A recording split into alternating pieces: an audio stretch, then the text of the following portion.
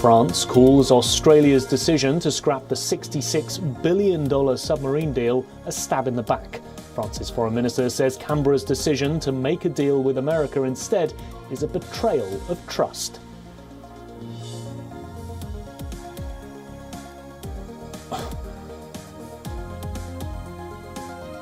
North Korea claims to launch ballistic missiles from a train for the first time as it continues to bolster its defences.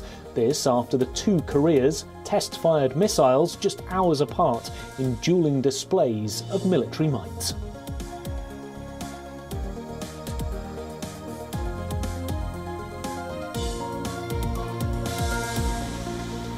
The Taliban's co-founder and Deputy Prime Minister Abdul Ghani Baradar dismisses reports of him being injured in clashes.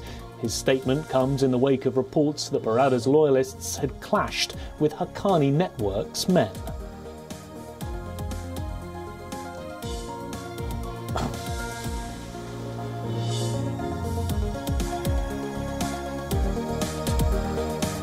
Indian cricket team captain Virat Kohli to step down as T20 skipper.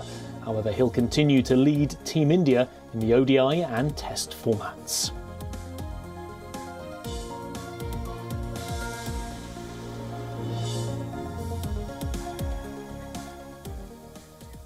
Our main story. In a thinly veiled bid to counter China, the United States, the United Kingdom and Australia have formed a new Indo-Pacific security alliance.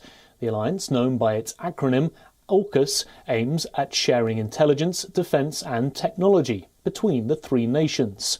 AUKUS will also help equip Australia with nuclear-powered submarines.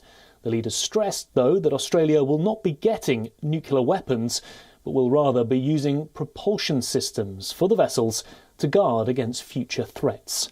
Australian Prime Minister Scott Morrison said that the submarines would be built in Adelaide in close cooperation with the United States and Britain. Our world is becoming more complex, especially here in our region, the Indo-Pacific. This affects us all. The future of the Indo-Pacific will impact all our futures. To meet these challenges, to help deliver the security and stability our region needs, we must now take our partnership to a new level. A partnership that seeks to engage, not to exclude, to contribute, not take, and to enable and empower, not to control or coerce. And so, friends, AUKUS is born, a new enhanced trilateral security partnership between Australia, the United Kingdom and the United States. AUKUS, a partnership where our technology, our scientists, our industry, our defence forces are all working together to deliver a safer and more secure region that ultimately benefits all. But the new security alliance could deepen a growing chasm in US-China ties. Beijing is seeing the new alliance as a provocative move. China has repeatedly slammed the Biden administration for its aim to refocus US foreign policy on the Pacific. Washington and its allies are looking to push back against Beijing's growing power and influence. None of the three leaders, however, mentioned China by name, and US officials said that the move was not aimed at countering Beijing. Biden, however, in his speech said that the new trilateral partnership was to address current environment in the region. Today, we're taking another historic step to deepen and formalize cooperation among all three of our nations, because we all recognize the imperative of ensuring peace and stability in the Indo-Pacific over the long term. We need to be able to address both the current strategic environment in the region and how it may evolve, because the future of each of our nations, and indeed the world, depends on a free and open Indo-Pacific enduring and flourishing in the decades ahead. Britain's Prime Minister Boris Johnson called it a momentous decision for Australia to acquire the technology. He said it would make the world safer. Making a statement in the House of Commons, Johnson said that the UK, Australia and the United States are now inseparable partners in a project that will last decades. Responding to opposition leader Keir Starmer, Johnson said that the initiative is not about confronting China, but rather about supporting the UK's allies. Australia has for the first time taken the momentous decision to acquire a fleet of nuclear-powered submarines, and they've asked for our help in achieving this ambition.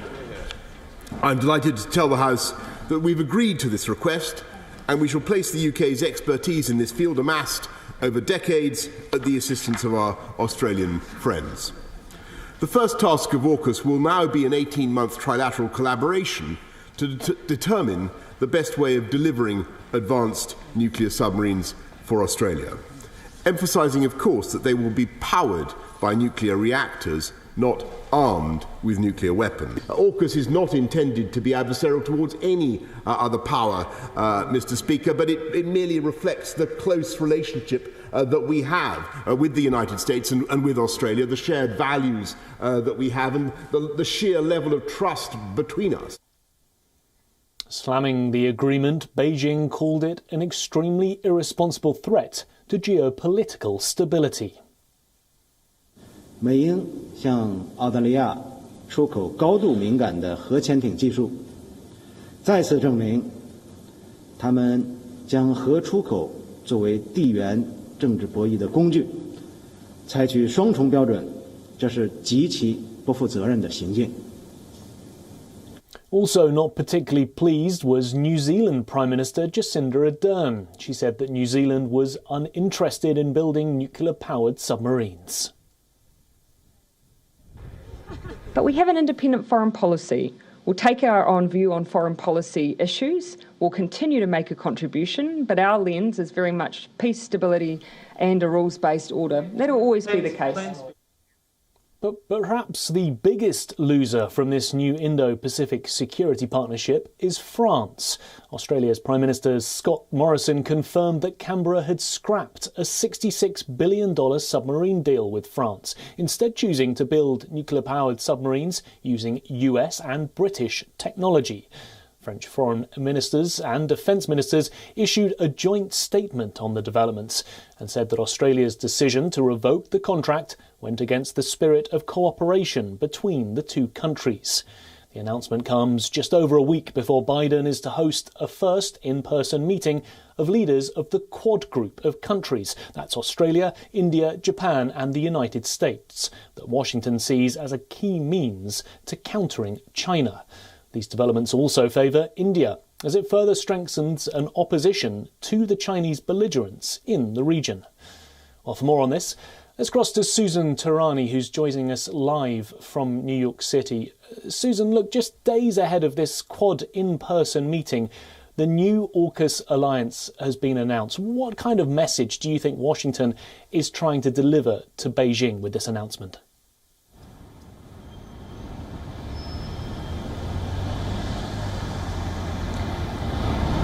You know, while the United States has mentioned that this new alliance is not specific or geared to directed towards one country, it's clear that it is, in fact, a clear message to China, considering the fact that the Biden administration has not been shy in making China a cornerstone of its foreign policy, not just at the State Department, but at the Pentagon as well. Earlier this year, we heard that Lloyd Austin said that it will direct and contend China's rapid military buildup with Pentagon's military buildup in that region as well, and it was not shy in saying that. So this is a clear message to China, saying that its alliance is alive and well. And it's important to note that just last week, U.S. President Joe Biden had a telephone conversation with his Chinese counterpart. While he did not mention the specific alliance, he did say that competition in the region, in the Indo-Pacific region, notably the South China Sea, should not lead to confrontation. Earlier, we had heard U.S. Secretary of State Antony Blinken come out and say that if at any point this competition does turn into confrontation, while we do not want that, we are prepared to interact and react. So very significant. It is a message to Beijing, despite the fact that none of these leaders want to really acknowledge it directly.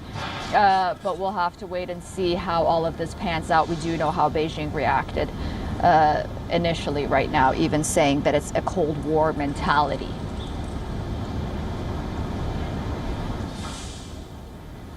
And Susan, the AUKUS alliance seems to have ruffled the feathers of not just China, but even France and New Zealand. How do you think the Biden administration is going to manage this balancing act now between friendly nations like New Zealand and France?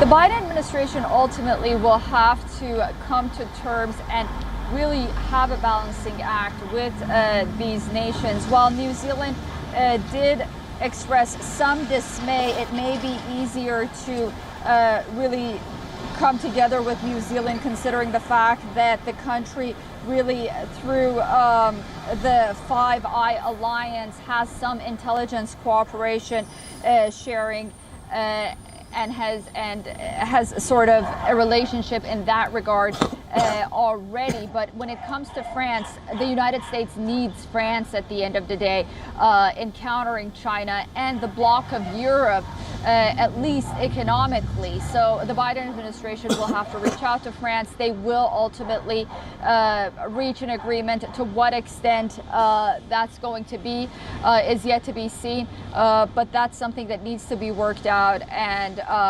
ultimately not just France, but the entire European Union is something that the United States relies on heavily in countering China, perhaps not militarily, but economically for sure. So that alliance is very important.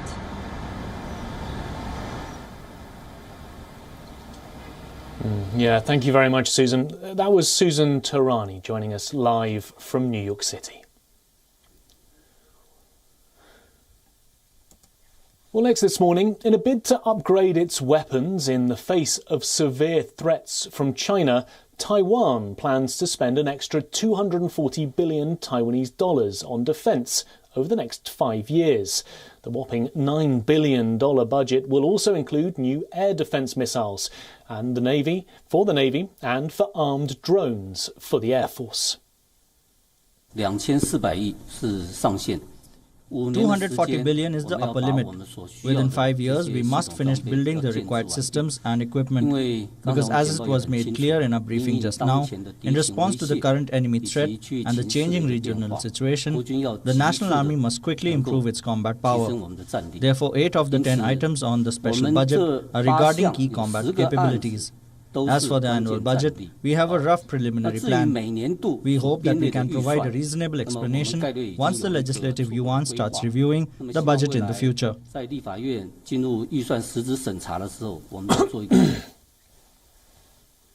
However, the additional funds, which come on top of the planned military spending of $17 billion, needs to be approved by Parliament, where Tsai's ruling party has a large majority.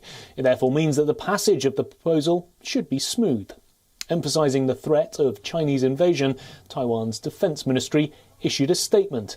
It said, and I quote, "The Chinese Communists have continued to invest heavily in national defence budgets. Its military strength has grown rapidly." The statement further said that China has frequently dispatched aircraft and ships to invade and harass Taiwan's seas and airspace. The weapons that Taiwan aims to buy with the money includes cruise missiles and warships.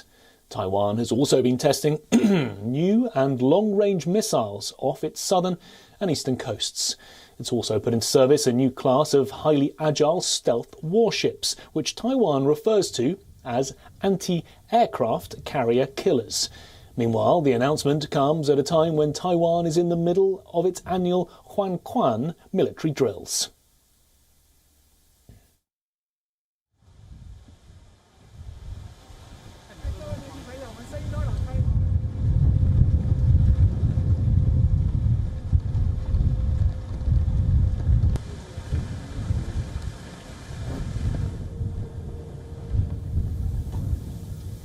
To the United States now, and Storm Nicholas has triggered massive flooding in the US state of Texas. Large areas of the state have been inundated. Nearly 500,000 people still remain without power. On your screens now are visuals from Sargent in Texas, where Storm Nicholas made landfall. A weather alert for floods and storm surges remains in place. Rivers in the region have risen above the danger mark after record rainfall. Some regions have received 14 inches of rain. Forecasters have warned that the situation will worsen and that the central Gulf Coast might receive up to 20 inches in total. The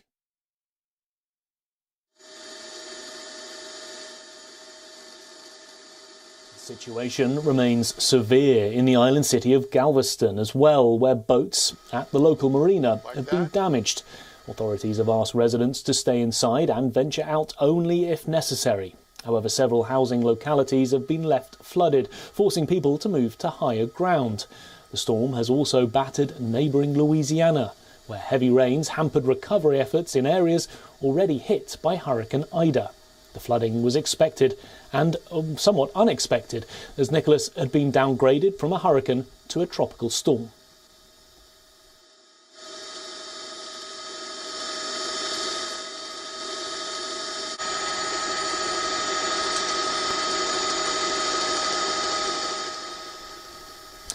Next, at a time when the world is reeling under the impact of the COVID-19 pandemic, with various countries battling a record spike in COVID-19 cases, a church in Oklahoma is offering religious vaccine exemptions. But conditions apply. According to the church's rules, the vaccination exemption form is only available for those who donate to the church. If your pastor is not willing to sign it, I will sign it for you.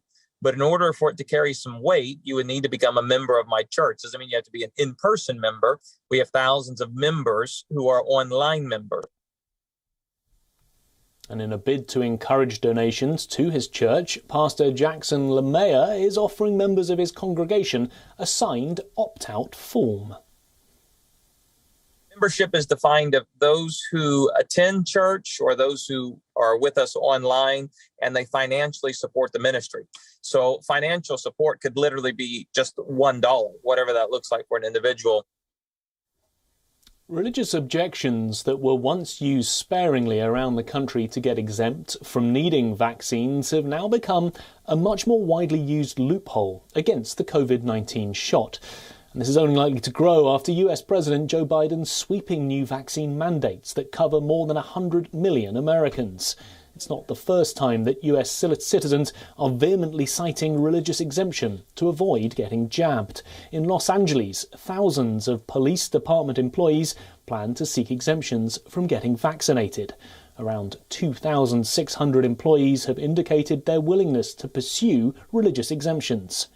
Meanwhile, Roman Catholic leaders in New Orleans and St. Louis went to the extent of calling Johnson & Johnson's COVID-19 shot morally compromised. With the surge in COVID-19 cases worldwide, the predominant question seems to be what role are the religious institutions playing in helping to manage the COVID-19 pandemic? With religious exemptions being cited the world over, some wonder if these religious institutions are contributing towards vaccine hesitancy. It was only recently that Pope Francis expressed his concern over this very topic of vaccine hesitancy. The pontiff, who himself is vaccinated, has been encouraging people to get jabbed for the common good.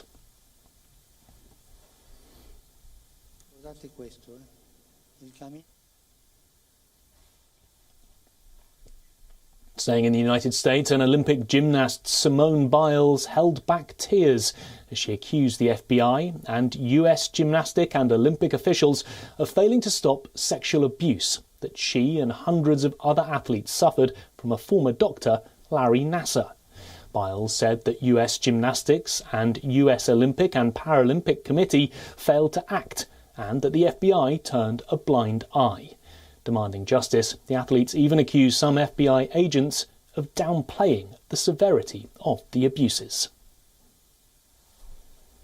I blame Larry Nassar, and I also blame an entire system that enabled and perpetrated his abuse. Simone Biles and 3 other Olympic athletes who were sexually abused by former USA Gymnastics doctor Larry Nassar provided searing and disturbing testimony at a Senate hearing on Wednesday. At issue, the FBI not only failed to respond to allegations of child abuse, but according to the Justice Department's Inspector General's report, altered a victim's statement months later to downplay that abuse. They chose to lie about what I said and protect a serial child molester. Olympic gymnast Michaela Maroney told lawmakers she felt betrayed by FBI agents after they failed to investigate Nassar's crimes despite her telling them he had sexually abused her. Maroney recounted that abuse in graphic detail on Wednesday. That evening, I was naked, completely alone, with him on top of me, molesting me for hours. I told them I thought I was going to die that night because there was no way that he would let me go. Olympic gymnast Allie Reisman said the FBI's delayed investigation allowed Nassar to abuse more victims. Given our abuser's unfettered access to children, stopping him should have been a priority. It was like serving innocent children up to a pedophile on a silver platter. Wednesday's hearing comes after the Justice Department's Inspector General, Michael Horowitz, in July issued a scathing report which blasted the FBI for botching its investigation. On behalf of the entire FBI, I want to begin by saying to the brave women who testified here this morning, I'm deeply and profoundly sorry to each and every one of you. FBI Director Christopher Wray said when he found out about the FBI's failures in the case, he was, quote, furious. I want to be crystal clear. The actions and inaction of the FBI employees detailed in this report are totally unacceptable. These individuals betrayed the core duty that they have of protecting people. They failed to protect young women and girls from abuse. Director Wray said one of the agents who botched the Nassar probe has been fired, but he seemed to share the dismay of senators and the athletes that no agents involved in the Nassar probe have been prosecuted. Larry Nassar was found guilty in 3 separate cases, with one of the prison sentences running up to 175 years. Prosecutors have estimated he sexually assaulted hundreds of women and girls. Well, with that, it's a wrap on today's WION Live Broadcast from Washington, D.C. I'm Nick Harper. For more global news and updates, stay tuned to WION World is One.